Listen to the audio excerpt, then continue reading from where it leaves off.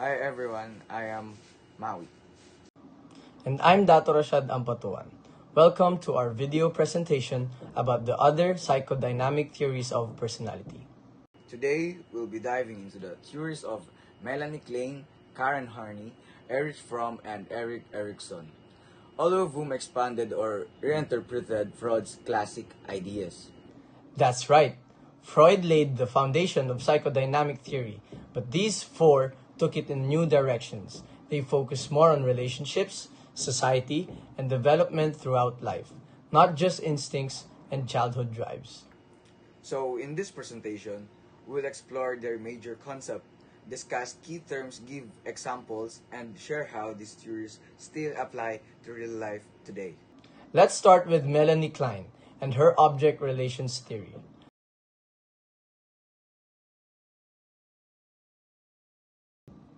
Melanie Klein was one of the first psychoanalysts to work with children directly. While Freud focused on unconscious drives and psychosexual stages, Klein was more interested in how early relationships, especially with parents, shape our emotional world. Right. She believed babies aren't blank state. Even infants have emotional experience and internal conflicts that help from their personality. This early mental image or presentation of people are what she called objects.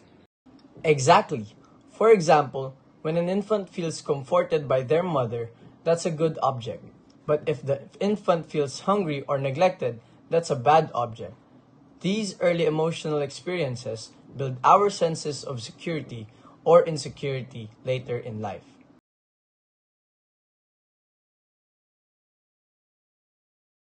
Klein introduced two key emotional stages called the paranoid schizoid position and the depressive position. In the paranoid schizoid position, the baby sees things in black and white, good or bad. For instance, when mom feeds them, she's good, but when mom is late, she's bad. There's no middle ground yet. Then as the child grows, they reach the depressive position where they realize that both the good and bad qualities exist in the same person. That's when empathy, guilt, and care begin to develop. Like when a toddler throws a tantrum but later says, "Sorry, mommy," showing they understand they might have hurt someone they love. That's the depressive position in action. Klein also expanded on Freud's idea of defense mechanism. She highlighted ones like splitting, projection, and introjection. Splitting is when we see people or situations as all good or all bad, no middle. Projection is blaming others for our own unwanted feelings. And introjection is when we internalize others' behavior or traits as part of ourselves. For example, if someone feels angry but can't admit it, they might project it and say, "You are mad at me," when they're actually the angry one. Or if a child constantly hears criticism from a parent, they might internalize it and grow up feeling like they're never good enough. Klein's theory reminds us how deeply our early attachments influence our future relationships and emotional health. Exactly. That's why modern therapies, especially attachment-based ones, still draw from her ideas.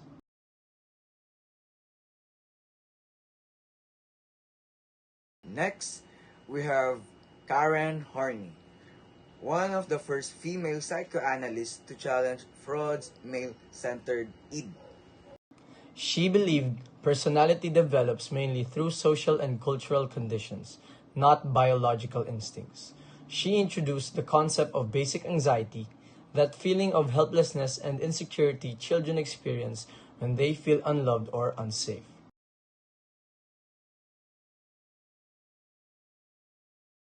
To cope with that anxiety, Horney said people develop neurotic needs, which fall into three main trends.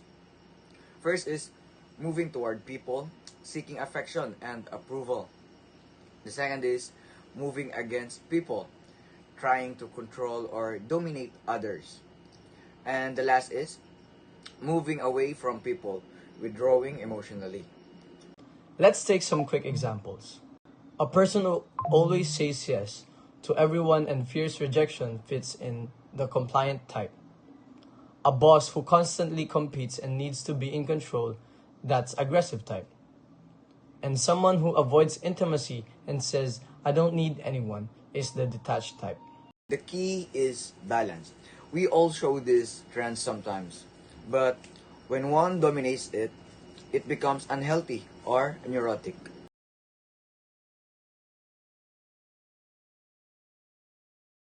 Horney also mentioned protective devices, mental strategies we use to deal with anxiety, like rationalization, compartmentalization, and externalization.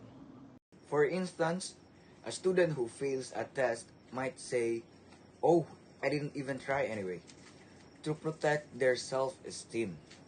That's rationalization. Or someone might blame others for their problems, like, my friend made me late. That's externalization.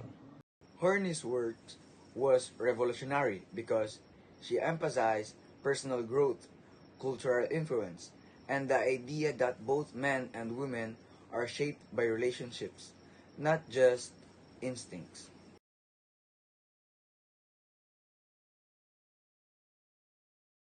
Now let's talk about Eric Fromm. He blended Freud's psychoanalysis with humanistic and social ideas. Fromm said that while humans gain freedom from nature, that same freedom made us feel isolated and anxious. To overcome that, we need love, connection, and a sense of purpose.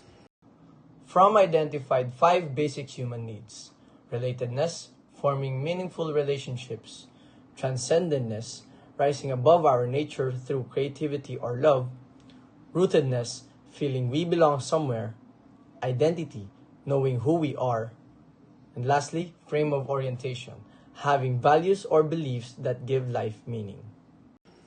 For example, people who join communities or create art are meeting their needs for relatedness and transcendence.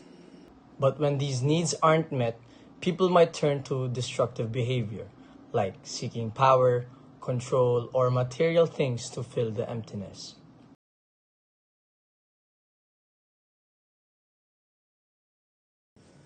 Fromm also described five character orientations: receptive, exploitative, hoarding, marketing, and productive.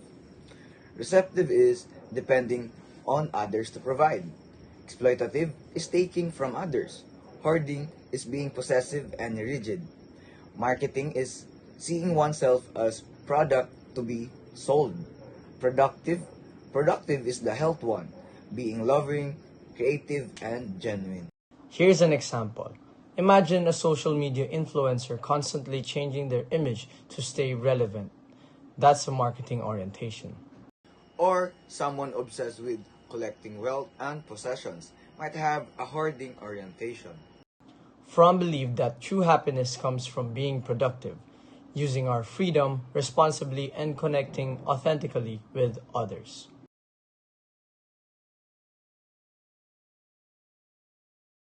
Fromm also said that love is an art. It is not just a feeling but a skill that requires care, responsibility, respect, and knowledge.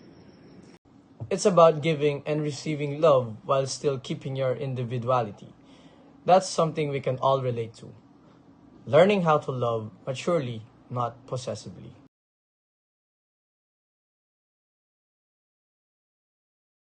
Finally, we have Erikson, who expanded Freud's psychosexual theory into a psychosocial one. Erikson believed personality develops through 8 stages that span the entire lifespan, from birth to old age. Each stage has a conflict that needs to be resolved for healthy development.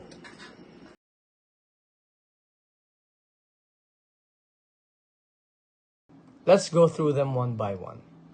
First is trust versus mistrust in the infancy stage. When caregivers provide love and care, babies develop trust, if not mistrust. Example: a baby who's consistently comforted learns the world is safe. Next is autonomy versus shame and doubt in the early childhood stage. Kids learn independence. Overly strict parents create shame. Example, letting a toddler choose their clothes helps them build autonomy.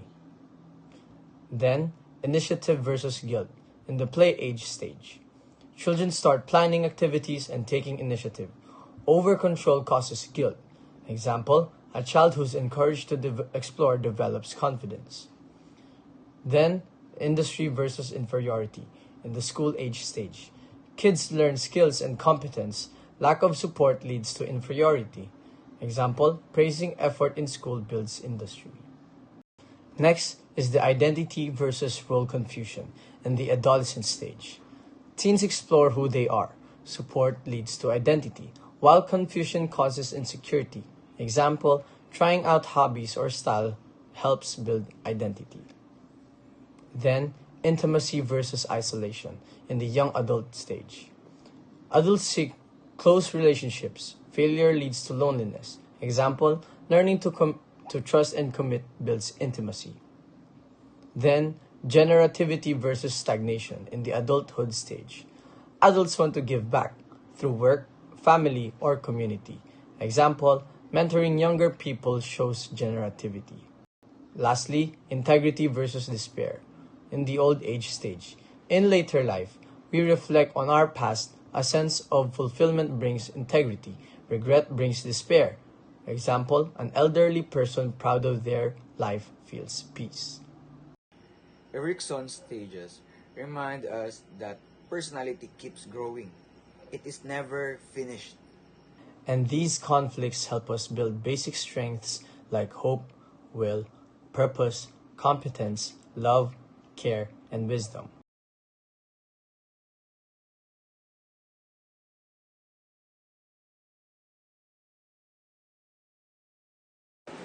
So, to wrap it all up, this theorist expanded Freud's ideas into richer, more human-centered views.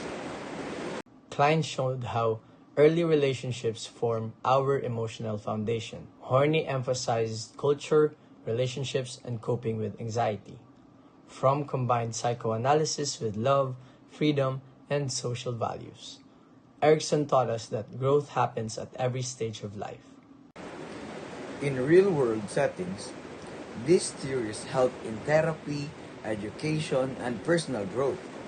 For example, therapists might use Erikson's stage to understand a client's struggle, or use Horney's theory to address relationship anxiety. Even in daily life, we can apply them, like recognizing our defense mechanisms, reflecting on our attachment styles, or striving for Fromm's productive orientation. At the end of the day, this theories reminds us that personality is shaped not only by your past, but by how we choose to grow, relate, and love. Thank you for watching. Thank you for watching. We hope you learned something new and meaningful.